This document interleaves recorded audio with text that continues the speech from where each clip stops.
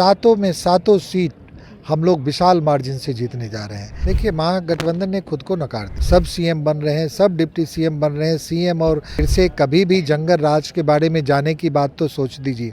2025 फिर से नीतीश और 225, इससे ज़्यादा और कोई घोषणा हो नहीं सकता हो चुका है। और साथ ही साथ बता दें कि अब प्रधानमंत्री नरेंद्र मोदी बेगूसराय से दिल्ली की ओर प्रस्थान भी कर चुके हैं। यहाँ पर तमाम दिग्गज चेहरे बीजेपी के मौजूद थे, उन्हीं में से एक अभी इस वक्त हमारे साथ मौजूद है। यहाँ पर बेगूसराय में आपका काफ़ी जान पहचान है सर, काफ़ी नाम है, काफ़ी लोकप्रियता है। क्या लगता है बेगूसराय की जनता को देख करके? ग्राउंड रिपोर्ट के तौर पर आपसे पूछना चाहेंगे कि इस बार एनडीए की परफॉर्मेंस कैसी है? देखिए, बेगूसराय में पूरा बेगूसराय एनडीए में है और पूरा प्रदेश एनडीए में है। अगर मैं सही बोलूं तो बेगूसराय में 7 हम लोग विधानसभा की सीट एनडीए के प्रत्याशी लड़ रहे हैं।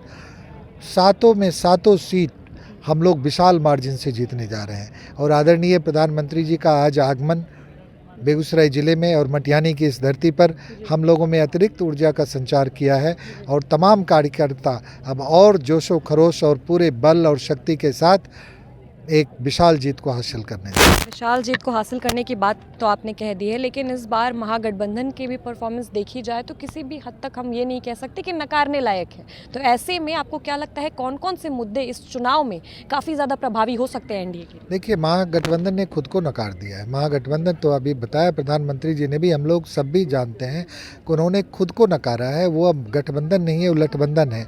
आपस में गठबंधन है कैसे? लठबंधन है कि आप देख लीजिए, उनमें कहीं पे कोई समन्वय नहीं है। सब सीएम बन रहे हैं, सब डिप्टी सीएम बन रहे हैं। सीएम और डिप्टी सीएम की जो का पद है वो रेवड़ी की तरह बट रही है। सब एक दूसरे को बांट रहे हैं।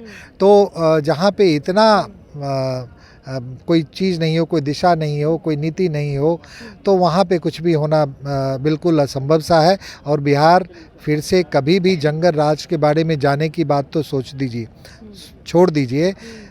जंगल राज में जाने का ख्वाब भी बिहार की पूरा 14 करोड़ जनता नहीं देखती है। उसके नाम से बिहार की जनता के रोंगटे खड़े हो जाते हैं जिन्होंने उन जंगल राज को देखा है। तो वो बिल्कुल एक ख्वाब है। उस ख्वाब में अभी 14 तारीख तक सब लोग रहेंगे, उनको रहने दीजिए। बात की अभी आपने सीएम फेस और डिप्टी सीएम फेस की, तो एनडीए की तरफ से भी अभी तक कोई औपचारिक घोषणा नहीं की है कि कौन सीएम फेस होगा, क्या कहना? मैडम, बार बार हम लोग कर रहे हैं 2025 फिर से नीतीश और 225, इससे ज़्यादा और कोई घोषणा हो नहीं सकता। जी, मतलब नीतीश जी तय हैं इस बार मुख्यमंत्री के चेहरे के लिए। कैसे के हो सकते हैं सर? तेजस्वी यादव लगातार कहते हैं मानसिक स्थिति नहीं ठीक है। अब तेजस्वी जिसकी मानसिक स्थिति का खुद ही पता नहीं हो। देखिए, जब एक कोई मानसिक स्थिति से विक्षुब्ध व्यक्ति जब सड़क पे चल रहा होता है कहीं पर, तो उसको सड़क पे बाकी चलने हुए सामान्य व्यक्ति भी वही लगते हैं। तो ये किसी पे इस तरीके की टिप्पणी करना, इस तरीके की टिप्पणी वो भी आदरणीय नीतीश कुमार जी पे करना, ये कौन सी मनोदशा है, किस मनोदशा का ये द्योतक है, ये खुद आप समझ सकते हैं। अच्छा, एक अंतिम सवाल रहेगा, मटिहानी जिले में ऐसे कौन कौन से मुद्दे हैं इस बार चुनाव में जो कि आपको लगता है कि सबसे ज़्यादा ज़रूरी है महिलाओं को लेकर? देखिए, महिलाओं के सशक्तिकरण के लिए आदरणीय नीतीश कुमार जी ने बहुत कुछ किया है।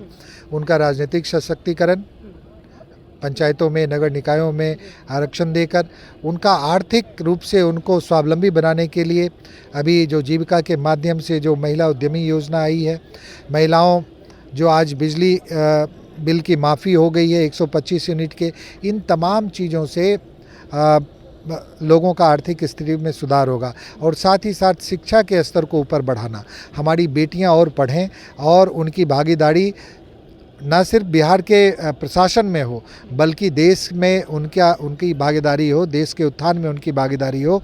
इन तमाम कार्यों के लिए नीतीश कुमार जी हर क्षेत्र के लिए कर रहे हैं। हम भी मटियानी के लिए शिक्षा हो, स्वास्थ्य हो, यहाँ की सड़कें हों, सब दुरुस्त हों, सब चाक चौबंद हो व्यवस्था, ताकि महिलाओं को आगे बढ़ने में और सुविधा मिले और महिलाओं